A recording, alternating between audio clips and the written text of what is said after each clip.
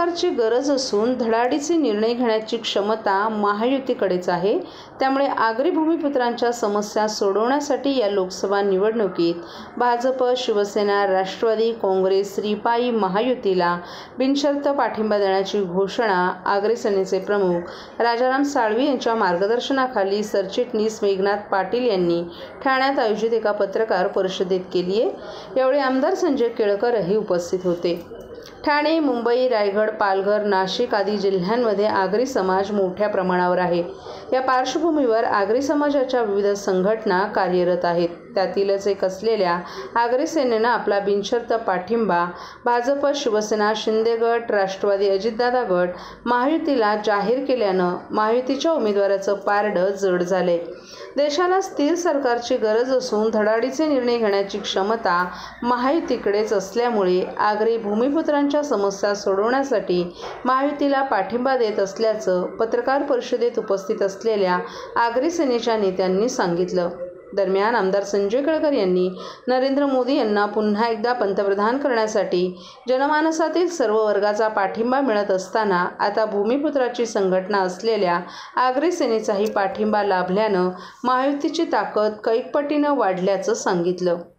भिवंडीत दोन भूमिपुत्र एकमेकांविरोधात उभे आहेत। त्यातील एक शरद पवारांचे उमेदवार असून आगरी सेना नेमकी कुणाच्या पाठीशी राहील असं विचारलं असता आगरी सेनेचे मेघनाथ पाटील यांनी शरद पवारांवर शरसंधान साधलं।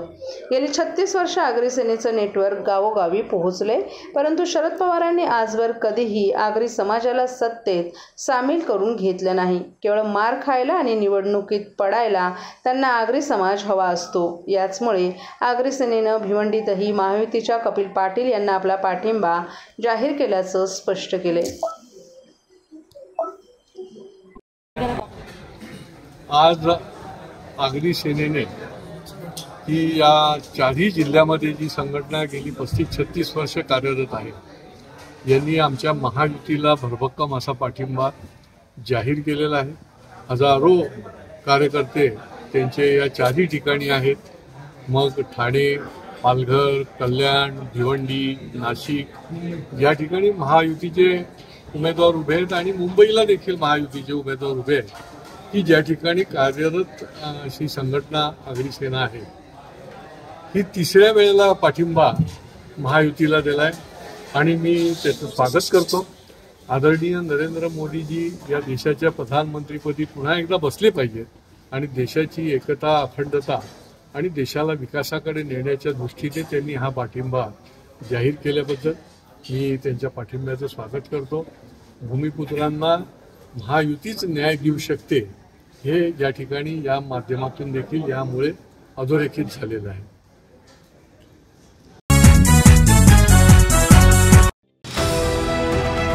TJSB सौर शक्ती कर्ज, गो ग्रीन, करा वीज बिलावर बचत।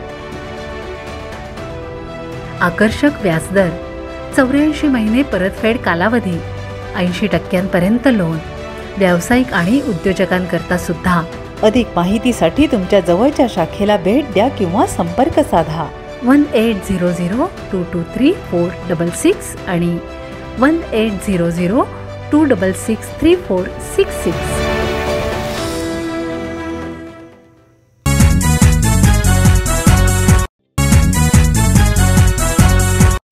ठाणे महापालिका क्षेत्रात 300च्या आसपास अधिकृत जाहिरात फलक असल्याचा दावा पालिका प्रशासनानं केला आहे। तरीही त्यात नियम डावलून उभारलेल्या 90 फलकांकडे पालिकेनं डोळे झाक केली आहे। शिवाय जाहिरात फलकांसाठी उभारण्यात आलेल्या लोखंडी सांगाड्याचं संरचनात्मक परीक्षण अहवाल संबंधित कंपन्या दरवर्षी सादर करत असल्या तरी हा अहवाल योग्य असल्याची खातरजमा करणारी यंत्रणाच पालिकेकडे नसल्याचं स्पष्ट झाले।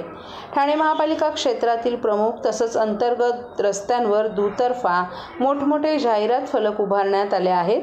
काही ठिकाणी उद्यान सुशोभीकरणाअंतर्गत ठेकेदाराला जाहिरात हक्क देण्यात आले आहेत। शौचालय उभारणीच्या बदल्यात ठेकेदारांनी जाहिरात फलक उभारलेत। याशिवाय शहरात बेकायदा जाहिरात फलकही उभारलेले आहेत। फिरती जाहिरात वाहनं या योजनेअंतर्गत रस्त्यालगत उभी करण्यात आली होती।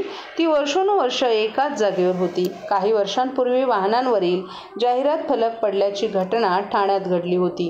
या घटनेनंतर टीकेची झोड उठताच पालिकेनं नव्यानं ठेका दिला नाही, तरीही यातील काही वाहनं रस्त्यालगतच उभी आहेत। पालिका प्रशासनानं ठरवून दिलेल्या आकारापेक्षा या फलकांचा आकार मोठा आहे। ही बाब पालिका प्रशासनाच्या निदर्शनास याआधीच आली असली तरी त्यावर आणि बेकायदा फलकांवर कोणतीही कारवाई होताना दिसत नाही।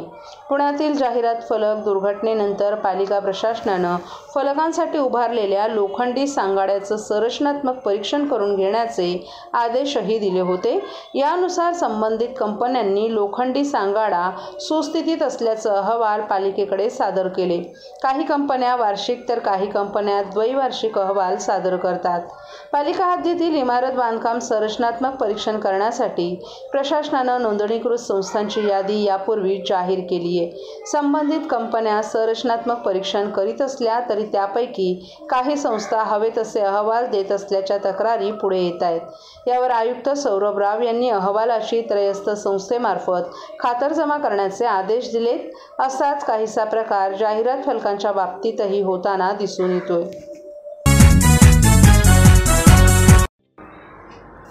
ठाणे हॉकी अकादमीच्या उन्हाळी शिबिराची सुरुवात मोठ्या उत्साहात आणि उत्साहानं झाली।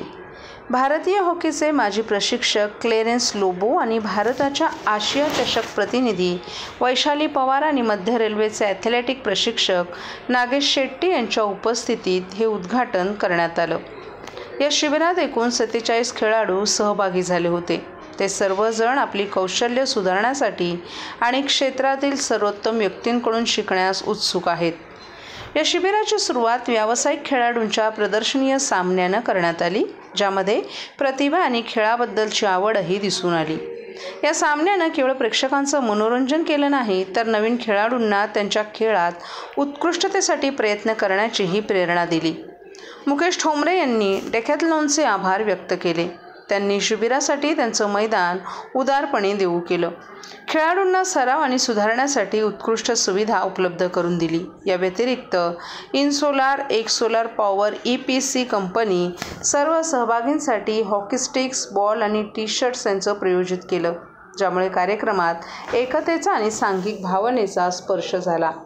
या उन्हाळी शिबिरात या प्रतिभावान तरुण खेळाडूंना प्रशिक्षण देणं आणि त्यांची कौशल्य विकसित करणं सुरू ठेवत त्यांना पाठिंबा दर्शवावा। हॉकीच्या जगात यश मिळवण्याचे त्यांचे ध्येय असल्यानं त्यांचा जय जयकार करूया। प्रशिक्षक पीटर मिनेझेस आणि सहाय्यक प्रशिक्षक जेफ्री मार्सेडो त्यांच्या उत्कृष्ट कोचिंग शैलीसाठी आणि भविष्यातील प्रतिभा निर्माण करण्यासाठी प्रसिद्ध असल्याचं मुकेश ठोंबरे यांनी सांगितलं। ठाणे हॉकी अकादमीचे गजानन गंधे, ॲडव्होकेट मुकेश ठोंबरे आणि नागेश शेट्टी यांनी हा कार्यक्रम यशस्वी करण्यासाठी गेले 2 महिने अथक परिश्रम घेतलेत। मिळणार आहे। आपलं हॉकी आपला नॅशनल गेम आहे आणि खंताची बाब आहे की ठाण्यामध्ये हॉकीसाठी काहीच इन्फ्रास्ट्रक्चर नाही आहे आणि हॉकी गेम पण दिसत नाही ठाण्यामध्ये। तर असंच लकीली माझे नेबर गंधेजी आहेत, ते लहानपणी हॉकी खेळायचे आणि त्यांनी सांगितलं की आपण काहीतरी करूया ठाण्यात ज्याच्याकडनं हॉकी सुरू होईल।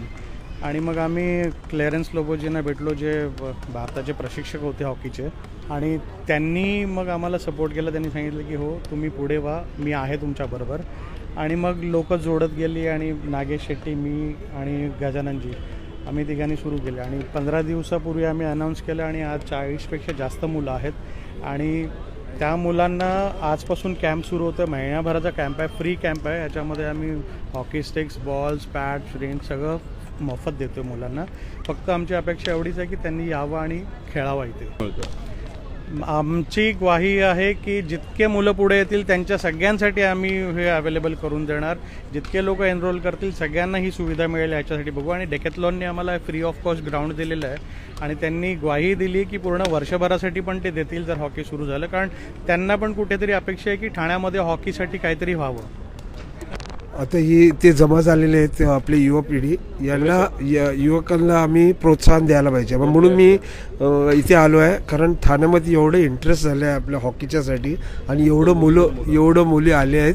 त्यांना मी आता इथे बेसिक शिकवणार आणि इकडनं त्यांना पुढे घेऊन जायला. सर किती फायदा होईल विद्यार्थ्यांना ह्या? मी नक्की बोलतो 100% हेच मुलं बघा थोड्या टायमानंतर डिस्ट्रिक्टला खेळणार, मुंबईला खेळणार, ते महाराष्ट्रामध्ये दिसणार, काही मुलं कॅम्प करणार आणि देशाला खेळणार नक्की.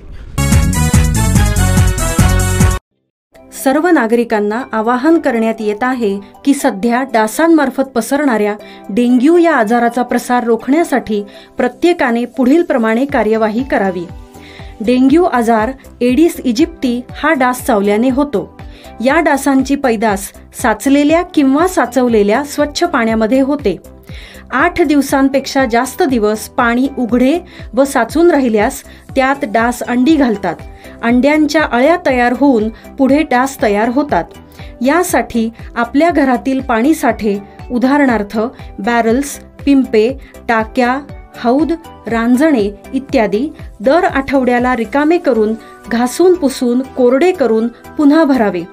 1 दिवस कोरडा दिवस म्हणून पाळावा. पाणी साठ्यांना घट्ट झाकणे बसवावीत किंवा जुनी साडी, चादर, धोतर यांनी बांधून झाकून ठेवावीत, म्हणजे डास त्यात जाऊन अंडी घालणार नाहीत. घराच्या गच्चीवर, आजूबाजूला, अंगणात कोठेही पाणी साचू देऊ नये. भंगार सामान उघड्यावर टाकू नये.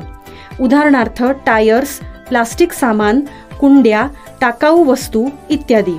अशा सामानात पावसाचे पाणी साठून त्यात डेंग्यूच्या डासांची पैदास होते.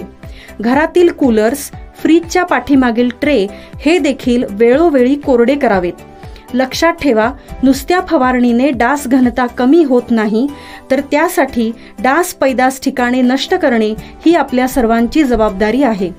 कोणताही ताप अंगावर न काढता जवळच्या शासकीय रुग्णालयात मोफत औषधोपचार घ्या.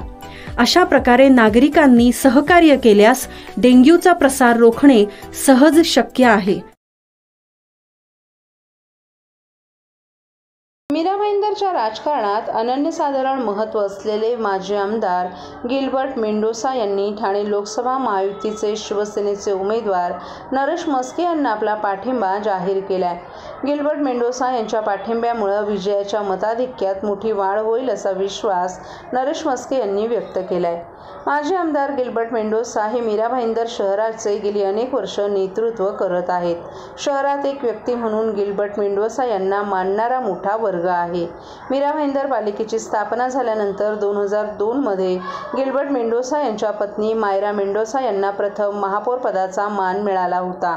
गिल्बर्ट मेंडोसा यांची कन्या कॅटलीन परेरा यांनीही महापौर पद भूषवले. आमदार असताना गिल्बर्ट मेंडोसा यांनी शहराच्या विकासासाठी विधानसभेत आवाज उठवून शहराचा विकास केला होता. ठाणे लोकसभा महायुतीचे शिवसेनेचे उमेदवार नरेश म्हस्के यांना पाठिंबा देण्यासाठी गिल्बर्ट मेंडोसा यांनी पदाधिकारी कार्यकर्त्यांची एक बैठक बोलावली होती. या बैठकीत सर्वानुमते नरेश म्हस्के यांना पाठिंबा देण्याचा निर्णय घेण्यात आलाय. एकही दिवस सुट्टी न घेता मुख्यमंत्री एकनाथ शिंदे हे महाराष्ट्राच्या विकासासाठी झटत आहेत. एकनाथ शिंदे यांच्या नेतृत्वावर विश्वास ठेवून पाठिंबा देत असल्याचं गिल्बर्ट मेंडोसा यांनी सांगितलं. नरेश म्हस्के यांनी गिल्बर्ट मेंडोसा यांची सदिच्छा भेट घेत पाठिंबा दिल्याबद्दल आभार व्यक्त केले. यावेळी ठाण्याच्या माजी महापौर मीनाक्षी शिंदे, मीरा भाईंदरच्या माजी महापौर कॅटलीन परेरा आणि पदाधिकारी कार्यकर्तेही उपस्थित होते.